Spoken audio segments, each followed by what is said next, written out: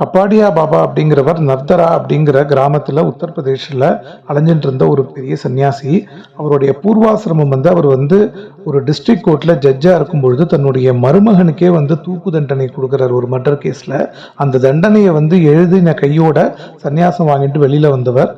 இவர் சன்னியாசத்தில் எவ்வளோ ஸ்திரமாக இருந்தார் அப்படின்னாக்கா, இவருக்கு பக்தர்கள்லாம் 1950s ஆசிரமம் ஆரம்பிச்சும் போது ஆசிரமத்தில் கூட இல்லாமல் வெளியில் போய் பிக்ஷை எடுத்து சாப்பிடுவார். இவரை யோகிராம் சரத்குமார் 1947 முதல்ல மீட் பண்ணும் பொழுதோ தன்னோட கையோட பிடிச்சிட்டு யோகிராம் சரத்குமாரை ஒரு நாள் இந்த கையோட பலத்தை விட உன் கைக்கு நிறைய ஆன்மீக பலம் இருக்கும் அப்படின்னு சொல்லி வாழ்த்தினவர் இந்த கப்பாடியா பாபா.